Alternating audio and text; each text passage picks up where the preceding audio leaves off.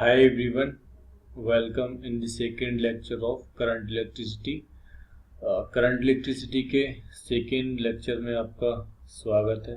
इस लेक्चर में हम कुछ जो रिमेनिंग टॉपिक्स हैं करंट इलेक्ट्रिसिटी के वो सारी चीज़ें हम डिस्कस करेंगे। तो जैसे कि मैं पहले लेक्चर में भी बता चुका हूँ, मैं डिटेल में वही चीज़ें लूँगा जो एनडीए के सिलेबस में हैं। बाकी सारी चीज़ें हम इतनी ज़्यादा डिटेल्स में नहीं देखेंगे, हम एनडीए के सिलेबस के अकॉर्डिंग ही चलेंगे। तो एनडीए के सिलेबस के अकॉर्डिंग अगर हम देखें तो भी ये वाला जो लेक्चर है वो इम्पोर्टेंट है। तो पहला स्टार्ट करते हैं किरचॉफ्स लॉ। किरचॉफ्स लॉ जो जनरल इलेक्ट्रिकल सर्किट होते हैं उनको सॉल्व करने के लिए यूज होता है। दो तरह के लॉ होते हैं, पहला होता है आपको KCL किरचॉफ करंट लॉ, दूसरा होता है आपको KVL Kirchhoff voltage law. Kirchhoff current law कहता क्या है और ये सारी चीजें क्या है वो आप यहाँ से पढ़ लें। मैं बस आपको सिंपल बताऊं, KCL का मतलब होता है कि the incoming and outgoing current of any junction will be equal to, मतलब इस जंक्शन पर जितनी करंट हम आ रही है उतनी ही करंट जानी चाहिए, उसे हम कहते हैं KCL current Kirchhoff current law. ये चीज ऑब्वियस भी है, या इस चीज को हम करंट कंजर्वेशन ऑफ करंट भी कहते हैं।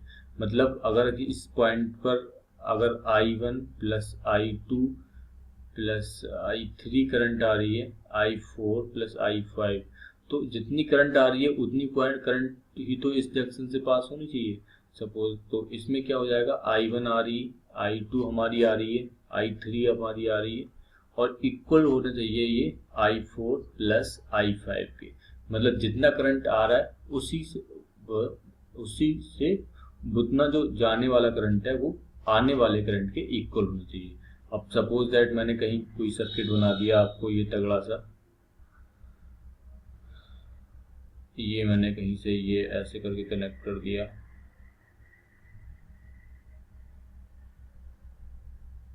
ये मैंने और कुछ कनेक्ट कर दिया भारी सा, और मैंने बोला कि ये वाला सर्किट है और यहाँ से जो करंट है वो आपको 4 एम्पियर जा रही है। इसमें मैंने बोल दिया 1 एम्पियर जा रही है, इसमें 2 एम्पियर जा रही है, इसमें 1 एम्पियर जा रही है, तो इसमें करंट की वैल्यू बताइए। तो सिंपल आप उस जंक्शन पे KCL यूज करें, उस पे आने वाली करंट कौन कौन सी है, 4 विल बी इक्वल्स टू 1 जाने वाली प्लस 2 जाने वाली प्लस 1 जाने वाली। आई को हम फिलहाल जाने वाली करंट की तरह ट्रीट कर रहे हैं, देखते हैं क्या होता है। 4 equals to 2 to 4 plus I equals to आपका आ गया 0।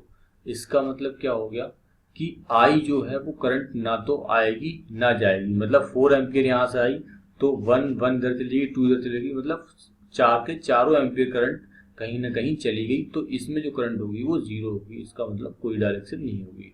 अब सपोज दैट इस करंट को मैं 2 कर देता, तब हम क्या लिखते, 4 आने वाली करंट इक्वल्स टू 2 जाने वाली, 2 दूसरी जाने वाली प्लस 1 दूसरी जाने वाली, और मैं आई को अभी जाने वाली की तरह ट्रीट कर रहा हूँ, तो आपका क्या आ गया, आई इक्वल्स टू -1। -1 का मतलब क्या करंट की वैल्यू माइनस हो सकती है, नहीं। इसका मतलब ये है कि हमने जो करंट जाने वाली की तरह ट्रीट करी है वो जाने वाली की तरह नहीं है बल्कि आने वाली की तरह करंट होगी। आप खुद ही देख सकते हैं, अगर यहाँ से मैंने 4 दी और यहाँ से अगर आपने 2 चलेगी, 2 चलेगी, 1 चलेगी, मतलब इस जंक्शन से चली कितने एम्पियर गई, 5 एम्पियर। इस जंक्शन को मैंने दी कितनी, 4 एम्पियर, मतलब 1 एम्पियर करंट और आनी चाहिए, तभी तो 5 आने वाली होगी, फिर 2 जाने वाली होगी। तो इस तरह के क्वेश्चन आपको पूछ लिए जाते हैं। बस सिंपल आपको क्वेश्चन दिया होगा, उसमें आने और जाने वाली करंट जब आप यूज कर लेंगे उसको इक्वल कर देंगे, वो वाली जो चीज होगी वो आपको KCL कहलाएगी। अब इसको जंक्शन लॉ भी बोलते हैं, और हम कह सकते हैं कि algebraic sum of electric current at any junction is 0। मतलब अगर हम इस I1 I2 को इधर ले आए, I3 और माइनस I4 माइनस I5, और इनकी डायरेक्शन के अकॉर्डिंग हम रख दें, तो हम बोलेंगे कि अलजेब्रिक सम जो होता है, अलजेब्रिक सम का मतलब क्या होता है कि हम उसमें डायरेक्शन के अकॉर्डिंग उसका सम करते हैं। मतलब I4 I5 आएंगे तो सम में, लेकिन उनकी डायरेक्शन रिवर्स होगी तो इसलिए वो निगेटिव होके आएंगे। तो ये आपका हो गया KCL। नेक्स्ट आपको बोला जाता है KVL, algebraic sum of potential difference at any closed loop will equal to 0। here algebraic sum of current, जैसे हमने करंट के लिए रहा वैसे हम वोल्टेज के लिए भी बोल सकते हैं कि जो algebraic सम ऑफ वोल्टेज होता है वो आपको इक्वल रहता है किसी भी सर्किट में। सपोज दैट ये E है और यहाँ करंट आपका मेरा I फ्लो हुआ, ये रेजिस्टेंस R1 है, ये R2 है, तो मुझे बोला हुआ है कि algebraic sum of electric potential will be 0। मतलब ये E क्या होगा मेरा IR1, इस पर पोटेंशियल ड्रॉप प्लस IR2, मतलब E minus IR1 minus IR2, ये आपका 0 होगा। तो ये तो हो गया स्टेटमेंट KVL का। हम KVL लगाते कैसे हैं वो हम देखेंगे। अगर हमें कोई भी भयंकर सा सर्किट दिया हुआ है तो हम इस साइड से चलते हैं, मतलब माइनस से प्लस की हो, इससे इधर चलेंगे हम। पहले मैं इस साइड से KVL लगा के दिखाता हूँ आपको। मैं क्या लिखूंगा, E मेरे रास्ते में वोल्टेज में पड़ गया, E इधर आएगा, मैं अब करंट की डायरेक्शन में ही जा रहा हूँ तो मेरा क्या आएगा, करंट इसी डायरेक्शन में होगा, इसी डायरेक्शन में जा रहा हूँ, माइनस IR1, फिर इसके लिए लिखेंगे माइनस IR2 इक्वल्स टू 0। मतलब दोनों मैंने पोटेंशियल डिफरेंस लिख दिया दोनों के क्रॉस और फिर इसको 0 कर दिया। अब अगर इस बैटरी की डायरेक्शन उल्टी होती, इस तरह से होता, तो मैं इसी तरफ से फिर जा रहा हूं तो मैं क्या लिखता, अब क्योंकि ये वाला प्लस है ये माइनस है तो दूसरी तरफ डायरेक्शन कौन सी पड़ती, माइनस E, फिर सेम करंट की डायरेक्शन सेम ही मैं जा रहा हूँ, माइनस I1 माइनस R2। अब ये भी इधर होती और मैं जो डायरेक्शन देता वो इस तरह से देता, नीचे कर देता, तो मैं कैसे लिखता, अब ये प्लस है ये माइनस, तो मैं ऐसे लिखूंगा दूसरे वाला IR1 प्लस, अब मैं जा तो इधर रहा हूँ, मेरी डायरेक्शन तो वही है लेकिन करंट नीचे आ रही है तो इसीलिए ये वाली चीज मैं पॉजिटिव कर देता हूँ, IR1 plus IR2 equals to 0। ये हो गया। अब दूसरा लास्ट केस क्या होता है कि ये वाला पॉजिटिव होता, ये नेगेटिव होता और मैं इधर से जाता होता और करंट आपको नीचे दी होती, तो मैं कैसे लिखता, अब ये वाला अगर पॉजिटिव हो तो प्लस E, अब मेरा जो डायरेक्शन है वो करंट से मेरी अपोजिट है तो मैं इसमें प्लस लिखूंगा, IR1 plus IR2 equals to 0। तो ये मैंने इस सर्किट में KVL लगा के दिखाया। आपको सारे सर्किट में इसी तरीके से लिखना है और आप इस केसेस में से कोई एक केसेस फॉलो करें, किसी भी एक केसेस को लेकर चल सकते हैं। जैसे अगर ये कोई भयंकर सा सर्किट आपको दिया गया हो सर्किट बना के,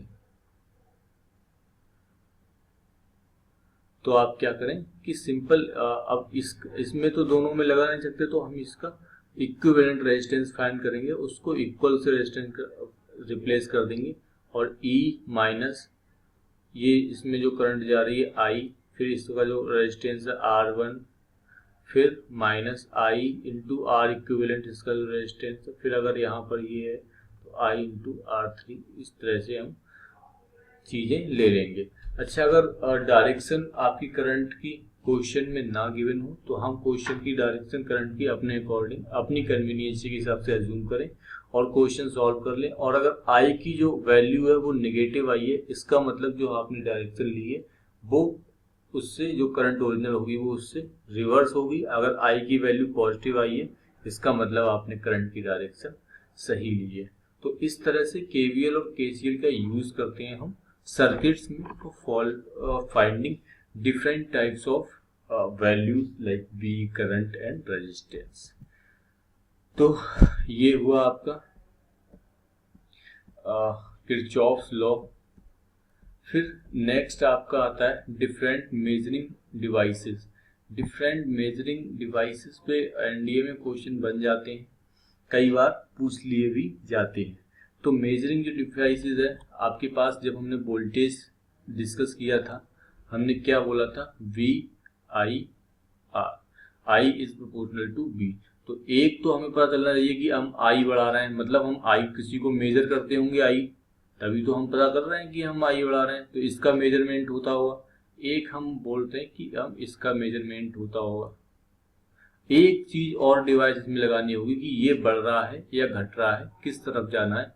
एक डिवाइस की हमने और जरूरत है कि क्या इसका रेशियो बढ़ रहा है घट रहा है। तो 3 डिवाइस को लगा के हमने ये फाइंड किया होगा। तो जो करंट की डिवाइस होती है नापने की, हम उसको कहते हैं एमीटर। जो वोल्टेज को डिवाइस की नापने की जो होती है वो हम उसको बोलते हैं वोल्ट मीटर। और जो प्रोपोर्शनल किधर होगा, कहाँ होगा, कम होगा, ज्यादा होगा, उसको हम बोलते हैं गैल्वेनोमीटर। तो एमीटर इसी तरह से बेसिस पे हम बोल देंगे कि ammeter is a device which is used to measure the electric current in the circuit and always stayed in series with the source of circuit. अच्छा, ये एमीटर की विशेषता होती है कि ये सीरीज में ही लगाया जाता है। क्यों लगाया जाता है सर सीरीज में? अगर आपको करंट इस ब्रांच में लगाना है, नापना है, तो भाई हमें इसके सीरीज में ही लगाना पड़ेगा। क्यों? क्योंकि अगर हम पैरेलल में लगा देंगे, मान लीजिए हमने इस आर में हमें नापना है करंट, आपने पैरेलल में लगा दिया इसे, तो ये तो करंट बट गया ना, ये वाला करंट थोड़ा ना नापेगा। ये यहाँ से 4 एम्पियर आया, यहाँ आई गया, तो यहाँ ये वाला जो मापेगा ये I-4 नाप देगा। तो हम हमेशा रेजिस्टेंस के सीरीज में ही एम्पियर को लगाते हैं, ताकि वो जो करंट उस रेजिस्टेंस में हो वो ही सेम करंट आपका एमीटर में चला जाए और हमारा एमीटर सेम वैल्यू दे दे। इसके उल्टे हम करते हैं वोल्ट मीटर में। अगर हम वोल्ट मीटर को पैरेलल में लगाते हैं, क्यों? क्योंकि उस पर जो वोल्टेज ड्रॉप है वो, क्योंकि पैरेलल में जो होता है वोल्टेज सेम रहता है, तो जितना इस रेजिस्टेंस पर वोल्टेज ड्रॉप होगा वो उस वोल्ट मीटर की वैल्यू के इक्वल ही होगा। अगर हमने सीरीज में लगा दिया तो उसकी रीडिंग गलत हो जाएगी। क्यों? क्योंकि उस पर जो वोल्टेज और रेजिस्टेंस पे जो वोल्टेज ड्रॉप होगा वो अलग अलग होगा। जो वोल्ट मीटर मेजर करेगा वो रेजिस्टेंस के अक्रॉस कितना वोल्टेज हुआ वो मेजर नहीं करेगा। नेक्स्ट जो आपका आता है वो है galvanometer. Galvanometer is a device used to detect the presence of electric current in circuit. आपका इलेक्ट्रिक करंट सर्किट में है या नहीं है, ये हम फाइंड करते हैं गैल्वेनोमीटर से। अब गैल्वेनोमीटर का मैं सिंपल सा डायग्राम आपको दिखा रहा हूँ। हम क्या करते हैं, सपोज दैट ये एक करंट आया आपका यहाँ से आई, ये मेरा गैल्वेनोमीटर है जी। हम इसके एक पैरेलल में शंट रेजिस्टेंस लगाते हैं आर का, सपोज दैट IS का, क्योंकि मैंने यहाँ S लिया हुआ है। तो ये वाला अगर हम करंट I एज्यूम करें, IG गैल्वेनोमीटर करंट, तो ये क्या आपका हो गया I-IG। और अगर आपको कुछ शंट की वैल्यू पूछे तो क्या आप ध्यान से देखें तो ये दोनों पैरेलल में होंगे, तो इन दोनों के वोल्टेज इक्वल करते हैं, B = IR, I और R को मैं लिख सकता हूँ G। इसको I-I1G इंटू R जो आपका होता है वो S हम लिख सकते हैं। अब तो शंट की वैल्यू यहाँ से क्या आ गई, IG इंटू G I-IG। तो ये वाली जो वैल्यू आ गई वो शंट की वैल्यू हम बोल देंगे, ये वाली जो वैल्यू आ गई। इस फॉर्मूले को आपको याद रखना नहीं है, आप जब भी आए या तो याद कर लें या आप इस तरीके से ड्राइव करके खुद भी फाइंड कर सकते हैं। तो बाकी सारी चीजें अंडरस्टूड है। G is the resistance of galvanometer, I is the range of ammeter and IG is the safe current of galvanometer coil. आपको कभी बोला हो कि सेफ कॉइल 4 मीटर है और जो टोटल करंट जो रेंज है एमीटर की वो आपको 8 मीटर दी हुई है, और इस तरह से चीजें पूछी हो तो बताइए उसमें रेजिस्टेंस शंट रेजिस्टेंस कितना निकालेंगे। तो हम 8 - 4 8 इंटू उसका रेजिस्टेंस दिया होगा कुछ 2, तो उसमें हम बता सकते हैं कि हम कितना उसमें शंट रेजिस्टेंस लगाएंगे, वो आपका हो जाएगा 4 ओम। तो इस तरह से चीजें क्वेश्चन में दी होंगी तब आपको ये लगाना है। फिलहाल जर्नल क्वेश्चन ही आते हैं कि वोल्ट मीटर किस लिए यूज होता है, एमीटर यूज किस लिए होता है, ये सारी चीजें ही पूछी जाती हैं। इसके जो न्यूमेरिकल एस्पेक्ट्स है वो अभी तक एनडीए में नहीं पूछे गए हैं। तो कहने का मतलब बस आप ये वाला फॉर्मूला याद करके चलिए, याद करके क्या चलिए, आपको याद हो ही जाएगा। अब इसी तरीके से जैसे मैंने ये बताया था, जी आपका आ गया, ये आपका एस आ गया, ये आई माइनस आई जी आ गया, ये आपका आई जी आ गया, ये माइनस आई जी आ गया, और ये यहाँ से आ गया।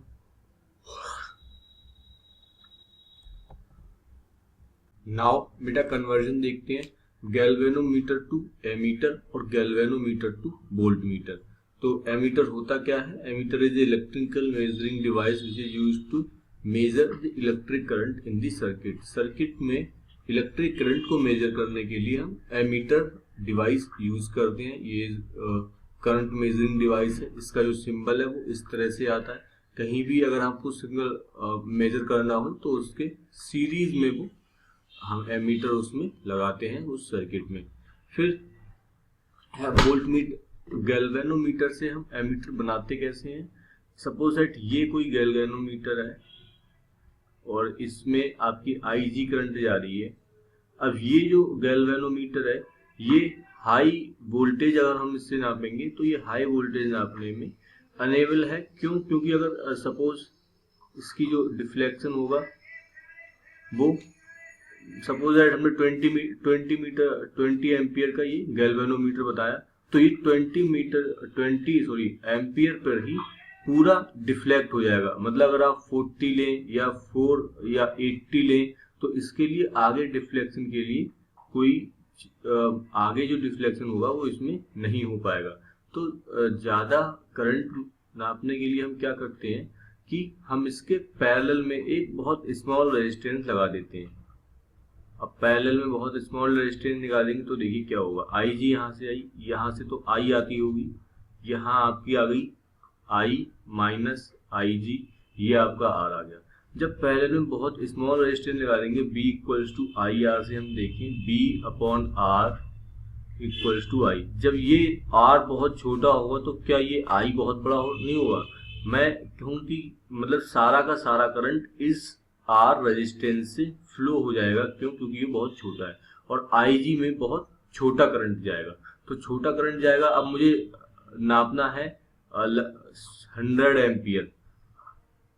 अब 100 एम्पियर में क्या करूंगा, इस पूरे जो मीटर का डिफ्लेक्शन है मैं इसे पार्ट्स में बांट दूंगा, 1 2 3 4 5। अब मैं बोल दूंगा कि अगर 1 है तो ये इक्वल है आपका 50 एम्पियर के।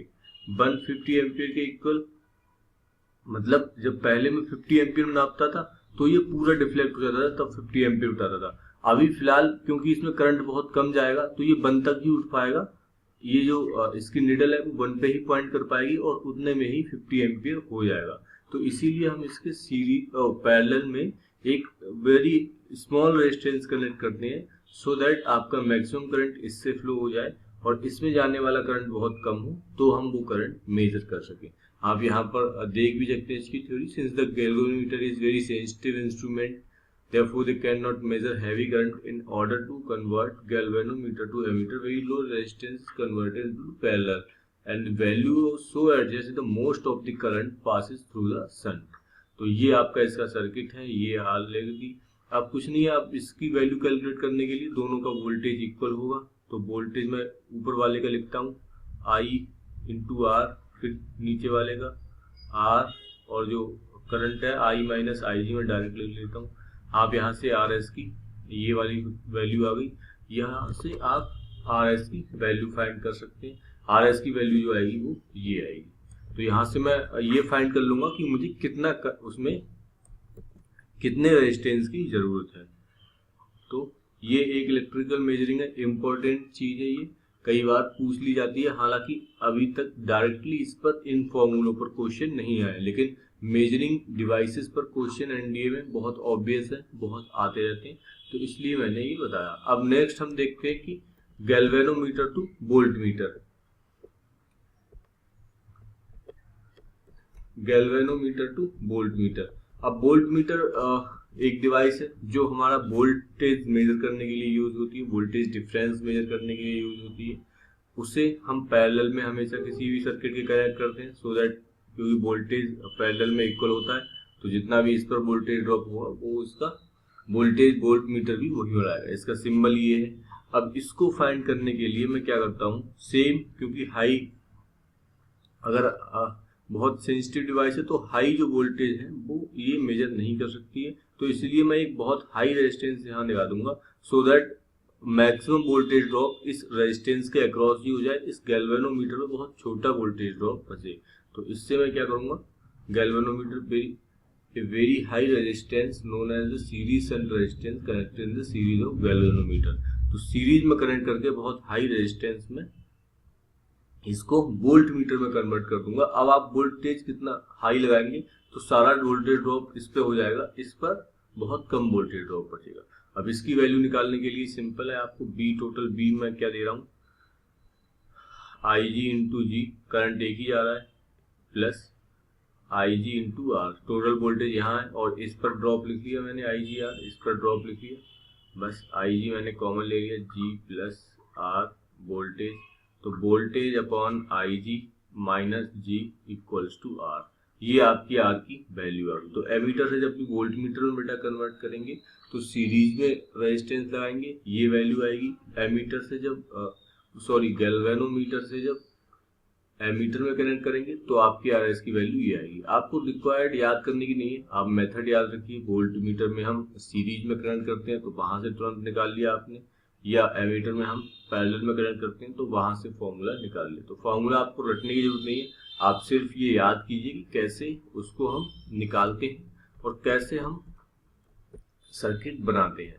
तो आई होप आपको समझ आया होगा। इससे ज़्यादा पढ़ने की इसमें जरूरत नहीं है, बस आप फॉर्मूला याद रखिए और मेथड याद रखिए कि एमीटर में हम वेरी लो रेजिस्टेंस पैरेलल में कनेक्ट करते हैं और वोल्ट मीटर में वेरी हाई रेजिस्टेंस सीरीज में कनेक्ट करते हैं। नाउ नेक्स्ट टॉपिक बेटा हमारा है heating effect of electric current. इससे क्वेश्चन कई बार आ जाते हैं।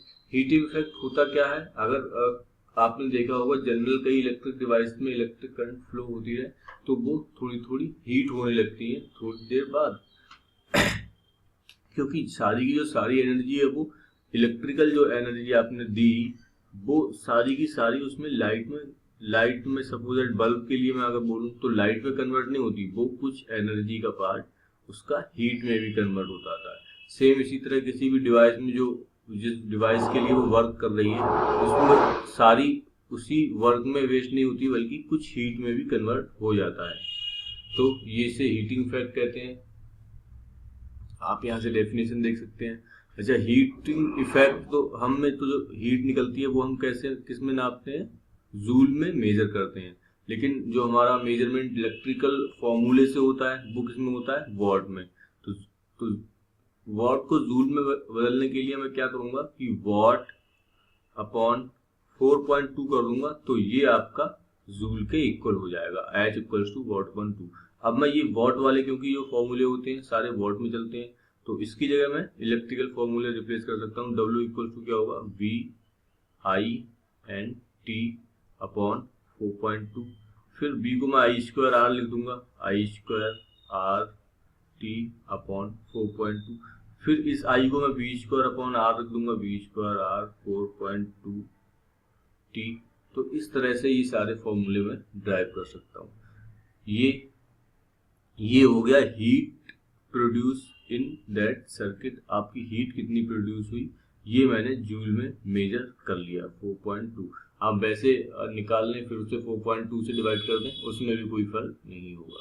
अब आती है इलेक्ट्रिक पावर की बात। जो पावर होती है टोटल सर्किट में हमारे वो किसमें होती है। अच्छा, पावर जो होती है वो आपकी वॉट में ही मेजर करी जाएगी तो मैं डायरेक्ट ही वो सारी चीजें निकाल सकता हूँ। तो पावर कितनी होती है, VI,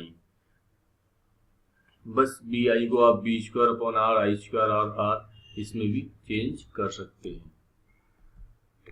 तो ये जब भी पावर पूछी जाए आपको ये और हीट पूछी जाए तो ये ऊपर वाले फॉर्मूले। अब किलोवाट पर आवर्स पे हम डायरेक्ट आते हैं। इलेक्ट्रिकल एनर्जी बेटा कुछ नहीं होती, इलेक्ट्रिकल एनर्जी वही है कि आपका जो किलोवाट पर आवर को मेजर करने की यूनिट जो होती है वाट पर आवर में दी जाती है, तो वो इलेक्ट्रिकल एनर्जी कितनी वेस्ट हुई वो हम निकालते हैं। किलोवाट पर आवर में बेटा एक यूनिट हम नापते हैं, जो हमारे घरों में लाइट आती है वो उसका हम मेजर करते हैं वाट पर आवर में। अगर आपको बोला जाए कि 100 वाट का एक बल्ब है, उसे 10 आवर्स हम जला रहे हैं, तो उसमें कितनी यूनिट वेस्ट होगी। तो 100 वाट का एक बल्ब 10 आवर्स हमने जलाया, ये आपका आ गया वाट इंटू आर आ गया इसमें। तो मैंने रख दिया इंटू 3 वाट आर। इसे मैं 1 किलो लिख सकता हूँ बेटा, 1 किलो वाट आर। तो इस वाट आर को हमेशा किलो में लिखें, तो ये जो आएगा ये एक यूनिट के इक्वल आएगा। तो इस तरह के क्वेश्चन एंडीए में कई बार पूछेगा कि इतने वाट का बल्ब है और इतने घंटे तक जलाया तो कितनी यूनिट बताई। तो आप इसे हमेशा किलोवाट में ही कन्वर्ट कर लें। अगर सपोज दैट 1 वाट का बल्ब हमने 1 घंटे तक जलाया तो क्या आएगा 1 वाट आर, लेकिन हमें फिर भी इसमें किलो तो लगाना ही होगा। तो 1 टू द पावर -3 से मैं इसमें गुणा करूंगा, 1 टू दी पावर +3 से भी कर सकता हूँ, सही है। ये मेरा किलो वाट आवर में चला गया, 1 to the power -3 kilowatt hour, मतलब 1 टू दी पावर -3 यूनिट खर्च हुई। मतलब मैं 1 to the power 10 to the power 3 कैसे भी करके उसमें बना लूंगा, सो दैट मैं उससे किलो वाट आवर या 1 यूनिट लिख पाऊँ। तो बस ये मेरा तरीका है। इसे ये आप देख सकते हैं 1 किलो वाट जो पावर होती है वो किलोवाट मिलती है, ये टाइम इसके आवर्स में चलता है। तो इसको जूल में कन्वर्ट करने के लिए मैं क्या करूंगा, इसको पूरे किलोवाट को किलो को हटा दूंगा, ये वाट आ जाएगा आपको, किलो को हटा के मैं 1000 लिख सकता हूँ इन आवर्स। तो ये 1 किलो वाट इक्वल्स टू ये 3.6 इंटू 10⁻6 जूल आ जाता है। ये जूल में इसका मेजरमेंट है, हम जो कर रहे थे वो वाट में मेजरमेंट है। नेक्स्ट है बेटा thermo electric effect. Thermo electric effect अभी तक तो पूछा नहीं गया एग्जाम में, लेकिन मैं हल्का सा आपको बता देता हूँ कि होता क्या है। होता कुछ नहीं है, बेसिकली अगर हम 2 कंडक्टर लें और हम उन्हें ऐड कर दें और एक को हम हॉट रखें, ये प्लस नहीं है, एक को हम कूल कर दें, तो इस जो वायर होगा इसमें करंट फ्लो होने लगी होगी। मतलब इसके एक एंड को हमने हॉट कर दिया, एक एंड को मैंने कूल कर दिया, तो इस वायर में या इस कंडक्टर में है आपका वोल्टेज ईएमएफ प्रोड्यूस होगा और इसमें करंट फ्लो होने लगेगी। बस इसी को हम सीड वैक इफेक्ट कहते हैं। When the temperature difference is produced across the junction of two different metal, a current starts to flow the couple of wire without the presence any external battery। तो जो टेम्परेचर के कारण जो EMF produce होता है उसे हम seed वैक effect कहते हैं। फिल्टर इफेक्ट जो होता है वो इसका रिवर्स होता है। अगर हम 2 डिफरेंट कंडक्टर लें और उनमें हम करंट फ्लो करें तो उसका एक जंक्शन हॉट हो जाता है, एक जंक्शन कूल हो जाता है, तो इसे हम सील्टर इफेक्ट करते हैं, इसका उल्टा। अच्छा, अब इनको मैं ज़्यादा डिटेल्स में नहीं जा रहा हूँ क्योंकि ये एनडीए में ना ही पूछे गए प्रीवियस ईयर में और हार्डली ही आपके आएंगे। तो आप बस मैंने ये नॉलेज के लिए बताया कि ये होता क्या है, जनरल कभी आपको थ्योरी पूछ ली जाए तब आप ये बोल सकते हैं। तो सीडबैक इफेक्ट, फिल्टर इफेक्ट ये होता है। थर्मस थॉमसन इफेक्ट कभी नहीं पूछा गया है और ये होप आपको पूछे जाने वाला भी नहीं है, तो आप यहाँ नोट से उसे पढ़ सकते हैं। नेक्स्ट हम लेते हैं इम्पोर्टेंट तो नहीं है इतना पर फिर भी chemical effect of electricity. Chemical effect electricity की क्या है वो हम यहाँ डिस्कस करेंगे। तो सबसे पहले तो फैराडेज लॉ होता है। फैराडेज लॉ क्या होता है, तो बेटा फैराडे लॉज बताते क्या हैं वो आपको मैं हल्का सा ब्रीफ कर रहा हूँ। सपोज दैट ये बैटरी होती है, तो ये बैटरी जो होती है वो कई सेल्स को मिलकर बनी होती है कोई भी बैटरी, तो ये प्लस ये माइनस। तो अब जब हम इसे कनेक्ट करते हैं, सपोज दैट ये आपका प्लस होगा, ये माइनस वाला पोर्शन होगा और मैंने इसे किसी रेजिस्टेंस से कनेक्ट किया, किसी लोड से कनेक्ट किया, तो इसके जो इलेक्ट्रोड होंगे, इन इलेक्ट्रोड्स पर कुछ मटेरियल आ जाता है उसका कार्बन का। क्यों?